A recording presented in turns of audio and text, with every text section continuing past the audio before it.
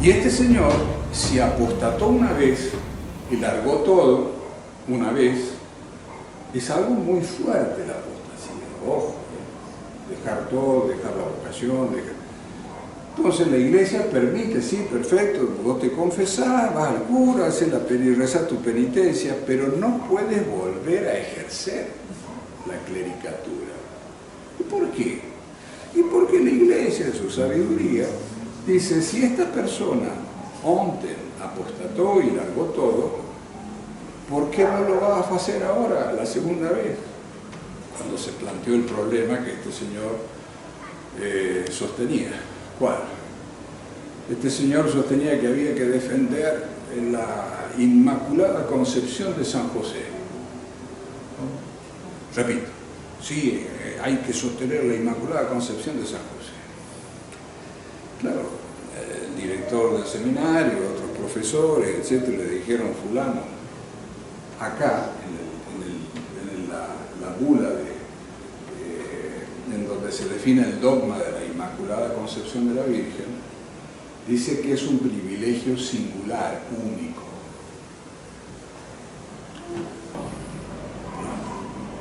Claro, ¿con qué cara yo voy a ir a atacar a Bergoglio que quiere sacar el celibato?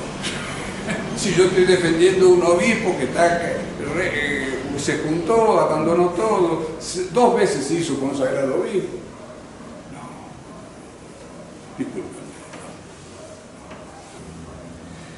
El otro problema que se suscitó es que el obispo que lo consagró a este otro señor también tiene una historia terrible. Yo lo conozco al señor ese desde el año 76.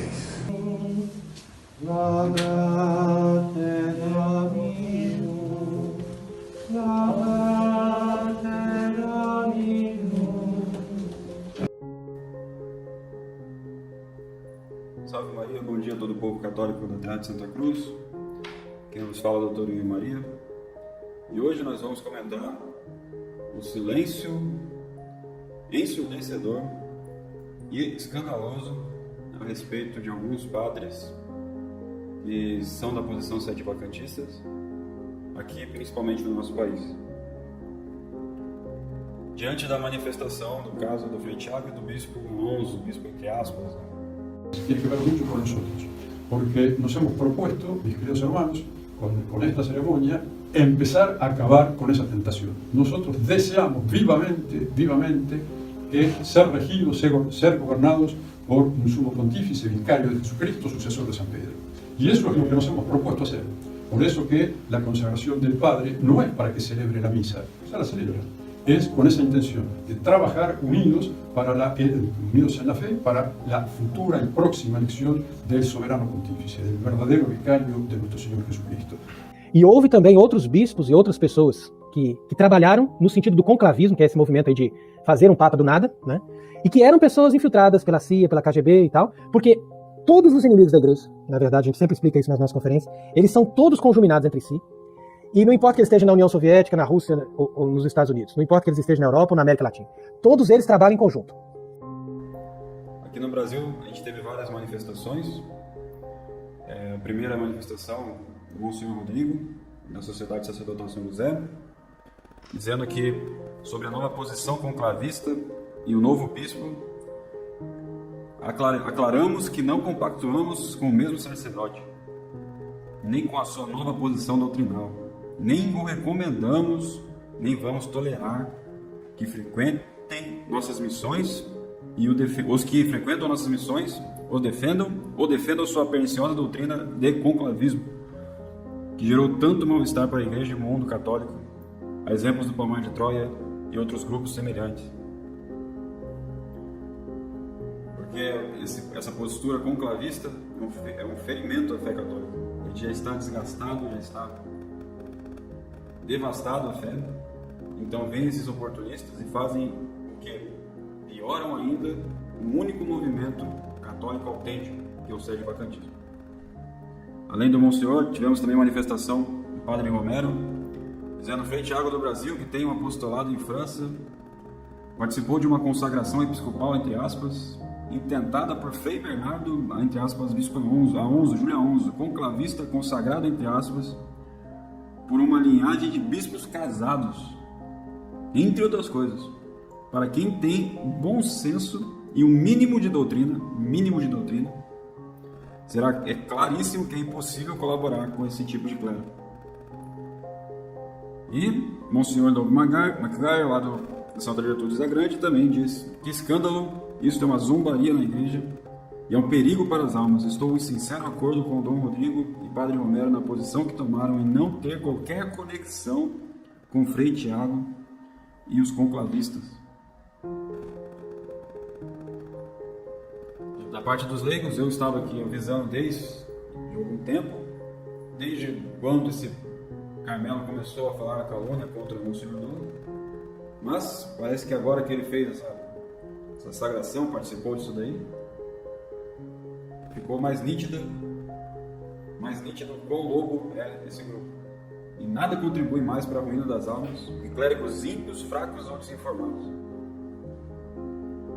As partes dos leigos, foi eu que fiz essa primeira manifestação, mas teve também o ex-seminarista do Seminário São José, que agora está no Sembor, que se manifestou no site dele. A controvérsia católica começou a se manifestar quando viu que ele estava começando a ensinar doutrinas de terra plana, misturando com o magistério da igreja. Fez vários vídeos, fez pronunciamentos também. E o senhor Takaki e seus amigos estão num silêncio ensurdecedor. Nenhum pio. Tirando os leigos do lado que mais apoiava Frei Tiago aqui no Brasil, somente o Padre Ernesto Cardoso, que é das Missões Cristo Rei, somente o Padre Ernesto Cardoso, que é sincero, se manifestou. E fez um sermão bonito. Vou até deixar aqui embaixo na descrição. O Padre Ernesto Cardoso até disse no vídeo como que pode o Frei Tiago querer e defender a doutrina católica contra a vergonha do celibato, a abolição do celibato sacerdotal, e apoiar um bispo casado. Como que pode? É um sermão muito bonito. O Padre Ernesto Cardoso foi o único dos que apoiaram o Frei Tiago aqui no Brasil que se manifestou. O resto dos sacerdotes, nenhum pronunciamento. Não vimos até agora nenhum pronunciamento de Monsenhor Pio Espina, da Argentina, sendo que ele que fez um vídeo com esse Carmelo, e nem com os seguidores brasileiros do Padre Gabriel e Padre Rodrigo, conhecido como Frei Pedro, lá de Bufete, e nem do Padre Leandro Neves. Nenhuma manifestação. Isso é importante de um bispo que conserva a fé católica e que está unido à verdadeira igreja. E eu já gostaria, inclusive, de começar essa conversação perguntando a Vossa Excelência o que significa isso, ou seja, ser um bispo hoje que está unido realmente à verdadeira igreja e que conserva essa fé católica de todos os tempos. Como explicar isso para essas pessoas no meio dessa confusão? Para luchar esa vida de todo cristiano, que como dice Job, la vida del hombre sobre la tierra es milicia, porque tenemos que luchar contra los enemigos del alma, el mundo, el demonio y nuestra propia carne, que siempre lucha en contra de la perfección cristiana. Isso está ficando escandaloso, porque aquele que manifestamente não resiste ao erro, posto que possa e deva, aprova. E assim, vocês apoiaram esse Carmelo aqui no Brasil. Os seus fiéis aí tem com certeza gente que deve ir com esse Carmelo. E vocês não estão preocupados. Não estão preocupados. Porque se você for analisar, São Pio X, que é um Papa Santo, ele também estragou o breviário, se você for analisar. Uhum. Porque ele mudou a ordem dos salmos ali. Nós vamos voltar lá em Leão 13, né? Se você for lá, você vai perder a noção de tudo. Porque o São Pio X, se for analisar sobre essa ótica, estragou o breviário, porque ele colocou o salmo ali, dividiu e tal. Quem que estava trabalhando para São Pio X? Eu acredito que já era gente ruim. Gente impregnada desse espírito aí, que considera muito perigoso, que é esse movimento litúrgico que tinha na época, essa sede de mudança e tal. A omissão sacerdotal. É dever de todos os católicos avisar onde está o lobo, principalmente os sacerdotes. E quanto mais disfarçado o inimigo, pior é. Um lobo sordo, um lobo visível. Um padre da teologia da libertação ali, sem batina, é fácil de futá-lo. Mostrar que não é um sacerdote católico, que ali não há caminho de salvação. Já os adeptos do movimento reconhecer e resistir, não, são lobos mais disfarçados. É mais difícil, são piores. Quanto mais disfarçado, pior. E pior ainda que esses, são os lobos no meio sede vacantista, que é o pior que reconhecer e resistir. E é o principal que deve ser desmascarado, o principal. E é muito difícil desmascarar. Ele vai falar as nossas verdades, as pessoas vão amá-lo, e aí quando ele mostrar o lobo que é, ou as pessoas vão ficar com ele pelas paixões e tudo mais, ou vão apostatar da fé, ou vão, às vezes, a minoria, humildemente reconhecer que é um lobo, que estavam errados e tudo mais, se arrepender e lutar contra isso. Porque quando ele cai, todo o movimento sedevacantista vai ser generalizado nele. E é importante se dissociar dele. É importante. Aqui eu não digo, e nem posso mencionar isso, que o trabalho que nós fazemos na internet, né, que os leigos também, graças a Deus, fazem na internet, não seja algo, ao contrário, é algo muito especial, não é algo que se deva se jogar fora, por exemplo, se desprezar. É necessário, mas muitas vezes se gasta tanto tempo com polêmicas desnecessárias nos meios de comunicação social, quando se poderia estar construindo igrejas. Não é verdade? Claro. Imagine se para cada polêmica que a gente fale, por exemplo, o perca-tempo, fosse, de certa forma, mudada, transferida para um tijolo, para se colocar numa igreja. Como seria importante para nós isso? Mas a omissão de vocês é escandalosa. Por quê? Por que não vão se manifestar? Será porque tem algum fiel que ama o Frente Água aí de vocês, que está contribuindo muito e não querem falar com respeito humano? Então a gente vem para o sedevacantismo, a gente deixa a igreja aconselhar, a gente olha as coisas que a gente deixa, os amigos, pais, família, às vezes dinheiro, às vezes uma posição normal, tranquila, adere à verdade e chega aqui no sedevacantismo e encontra o quê? Respeito humano, é isso? No sedevacantismo não existe respeito humano. Se a pessoa vem para cá, não tem respeito humano. É a verdade que deve ser mostrada. Doa quem doer.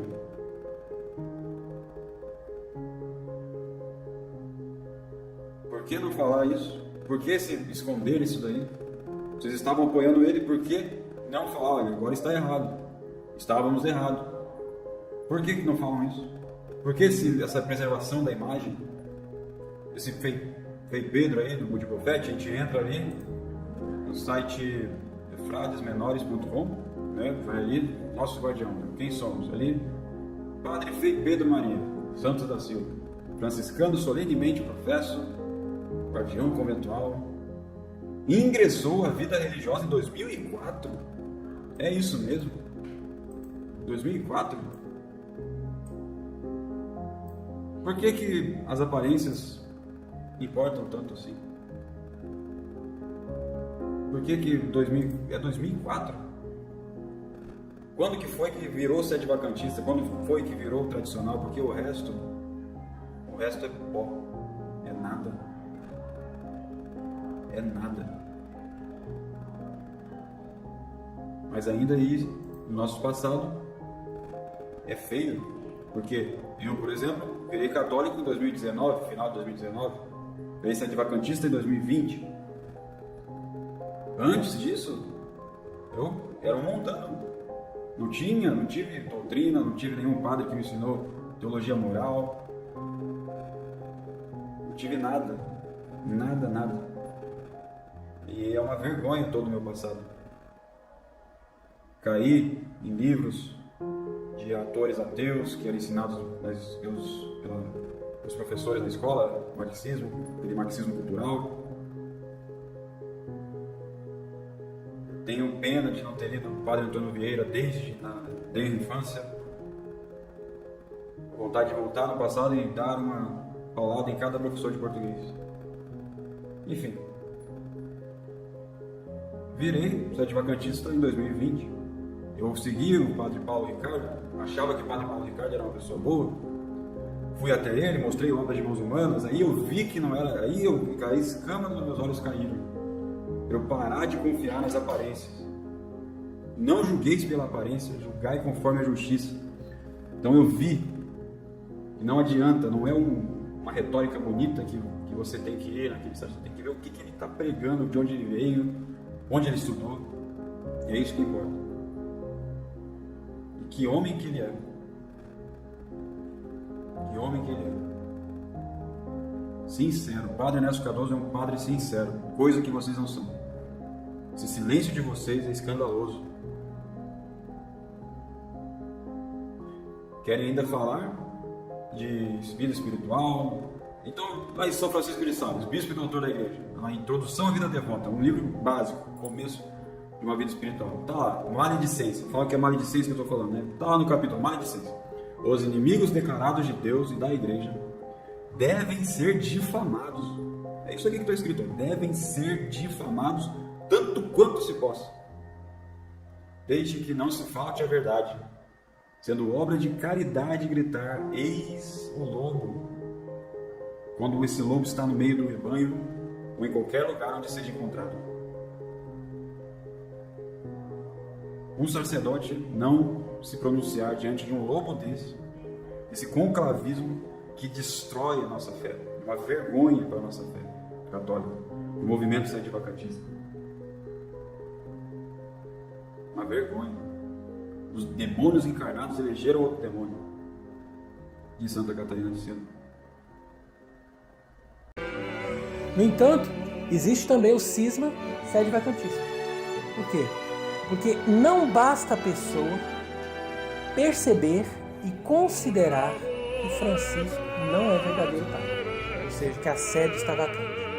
É preciso que a pessoa esteja unida ao papado. Então é importante a pessoa entender isso, porque todos os outros cismáticos, heréticos e mesmo os protestantes também, de certa forma, são sedevacantistas, porque eles não querem saber de Papa. Mas uma vez que você conclui que a sé apostólica está vacante, você tem que imediatamente aderir ao papado e estar disposto a colaborar com todas as suas forças para que a igreja tenha um papa e ao mesmo tempo para que você se submeta a esse papa. Porque se você não tem um esforço sincero no seu coração de fazer isso, você também provoca um cisma. Porque necessariamente a pessoa que é contra esse movimento de que a igreja tem um papa, essa pessoa vai cair na excomunhão prevista no Concílio Vaticano I, que diz que ninguém pode impedir a igreja de ter um papa até o fim do mundo. E esse silêncio vai ser cobrado de vocês. Porque se vocês não fizerem nada, seus fiéis vão estar com esse Carmelo. E em breve ele quer ser bispo. Ele vai ser bispo, vai sagrar alguns padres e vai roubar as suas ovelhas à calada da noite. Muito fácil, isso é evidente. E vocês não vão pronunciar nada, não vão falar nada. Por quê? Que respeito humano vocês têm? No sedevacantismo. Impressionante. É impressionante. Quanto dinheiro vale para ficar calado?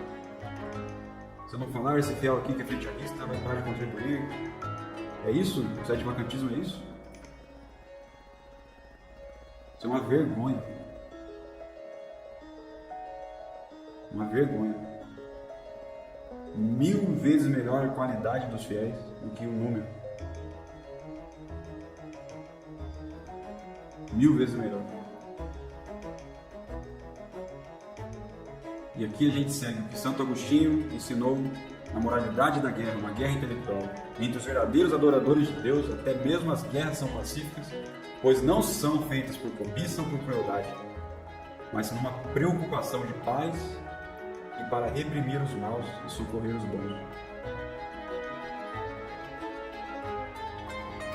Se fosse ao contrário, se fosse o Seminário São José participando de uma cerimônia com um bispo desse aí, contra a vista, linhagem de bispo casado, a vergonha, coisa tudo inválida, tudo mentira. Se fosse isso, vocês seriam os primeiros.